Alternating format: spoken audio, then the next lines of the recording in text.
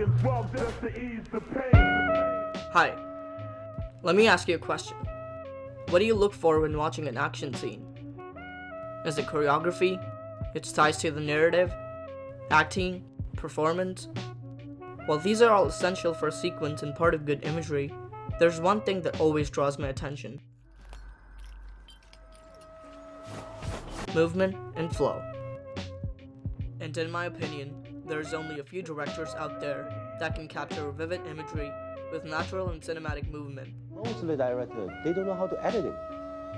And even the stunt coordinator, they don't know how to edit it. They just do it, what I want. Then after that, they go home. All the film they give to the editing director. They can cut whatever they want. And I'm different. When I'm fighting, I already know which punch is a second kick, which kick is a two. Yes, there are films with massive spectacles and gargantuan set pieces, but what makes the moment stick in the audience's minds is neither of those. What makes these scenes persist and stand the test of time is clean editing, concise camera movements and cinematography, and of course, the action and the stunt work itself. Gareth Evans, the director of the Raid movies, has made a name for himself in less than half a decade by producing adrenaline-pumping, action-packed movies with beautiful stylistic choices, set design, and excellent production values. The movies are, for all intents and purposes, masterclasses in different types of movements and how to combine them. So, what kinds of movements are there? First, the movement of the camera. Evans presents the gritty fight scenes in the Raid films with seamless camera work and brings the obscure martial art of Silat into the spotlight. The camera work never falls into the trap of unnecessary shakiness.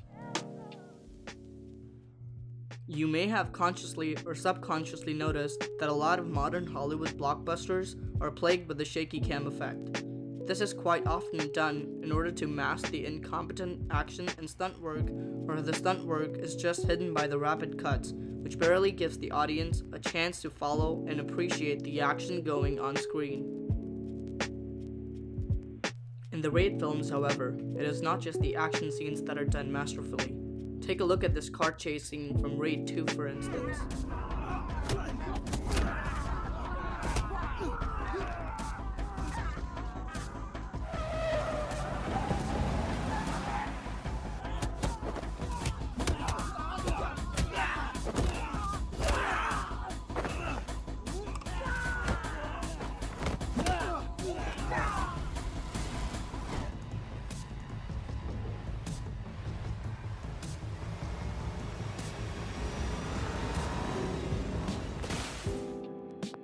And yes, they passed a red camera in between two moving cars. Wow. Good action cinematography involves wide shots and long takes that fully showcase the true stunt work and gives the audiences the opportunity to appreciate the same. Second is the movement of the editing. The editing needs to follow a rhythm. The editing in Evans' films is more often than not invisible in the sense that the cuts follow the actions on screen, which are in turn followed by the wide and long camera takes.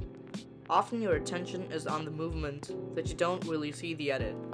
The intensity is further accentuated by incredibly realistic and fluid fight choreography and stunt work.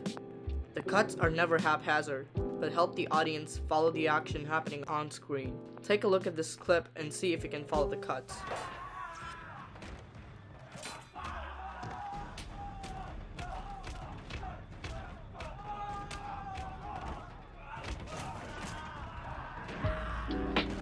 The style and editing beats are perfectly encapsulated by the legendary Michael Kahn himself.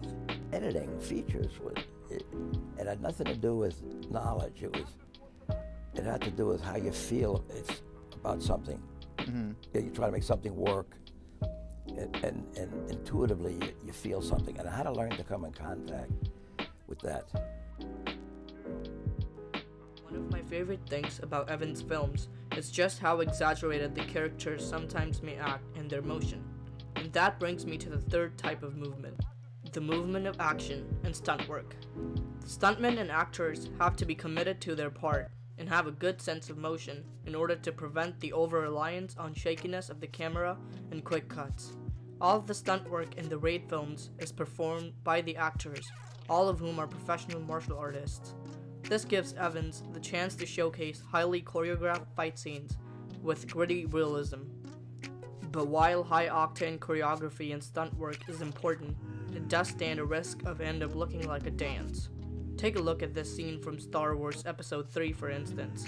You barely feel that the characters are vulnerable.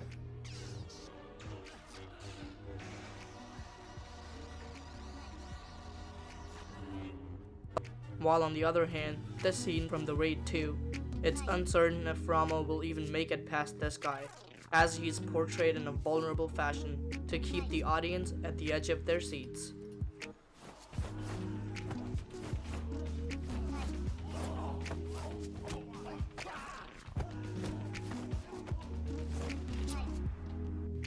While the films may not be perfect, they have quite literally carved out a niche in the modern action genre.